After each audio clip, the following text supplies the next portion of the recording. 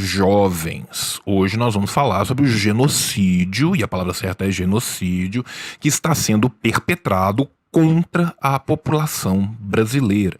Este é um genocídio premeditado, calculado e pensado para sim o selo.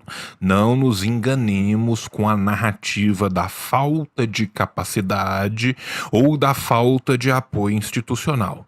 Este genocídio, que é cometido diuturnamente contra a população brasileira, é um crime doloso e não um crime culposo. Antes disso, eu quero falar de uma coisa. Eu quero falar de Bertolt Brecht. O Bertolt Brecht, que é um ensaísta, dramaturgo, filósofo, poeta, muito importante, vocês deveriam ler Bertolt Brecht.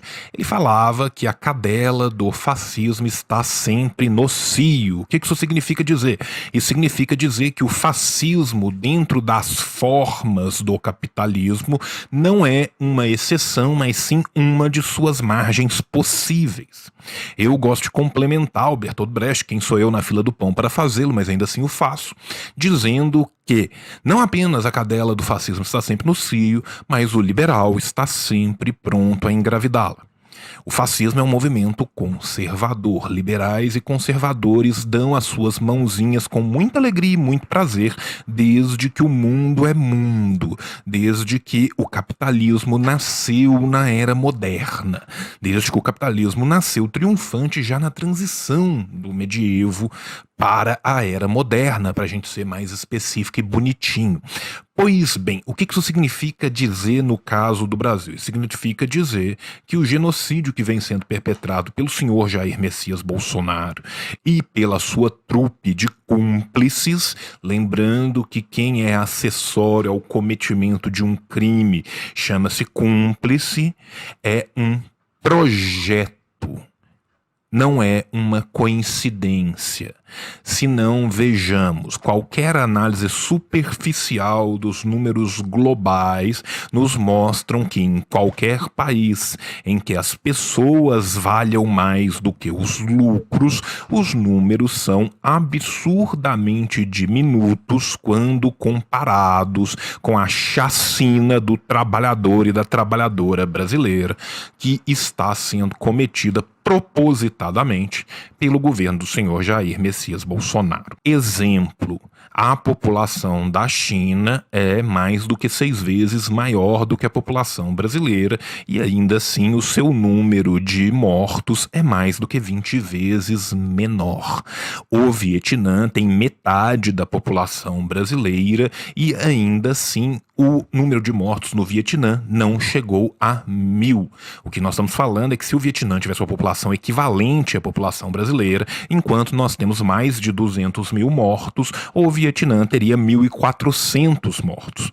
Isso significa que a gestão da pandemia influencia diretamente na forma que a pandemia assola mais ou menos uma população. É só vermos o que a gestão fascista do Trump faz nos Estados Unidos, é só observarmos o que a gestão fascista do Modi faz na Índia, é só observarmos os números de Bolsonaro e de Duterte para vermos que existe algo em comum entre essas pessoas. Um abraço para o senhor Boris Johnson, que é uma validade dada somente ao capital e não ao ser humano. O que nós vemos atualmente é uma fase ainda pior dessa chacina, que vai ser a segunda onda que nós vamos enfrentar no Brasil.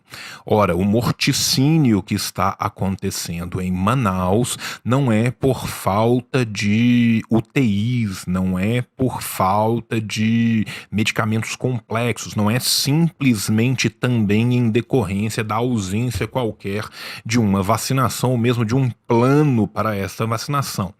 Em Manaus não tem oxigênio. Oxigênio é uma das coisas mais básicas dentro de uma rede médico-hospitalar que simplesmente não pode faltar, porque sem o oxigênio não morre simplesmente quem está com síndrome respiratória aguda, quem está com Covid. Morre toda e qualquer pessoa que precise de oxigênio, de bebês recém-nascidos a idosos em pós-cirúrgico, tá? Então nós estamos falando de um assassinato generalizado de qualquer membro da população que esteja doente. O suposto ministro da Saúde é um especialista em logística. E por que eu digo é um especialista em logística e não diz ser um especialista em logística?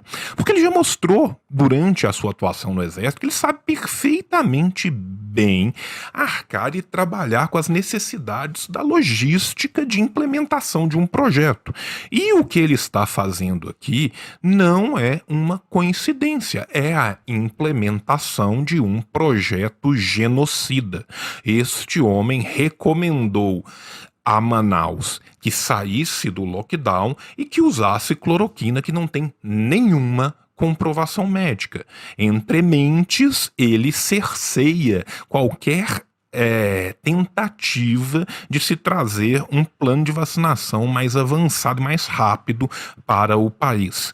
Esta pessoa conhece logística. Se essa pessoa conhece logística e as pessoas estão sendo mortas aos milhares, é porque a lógica por trás da logística é a lógica do assassinato.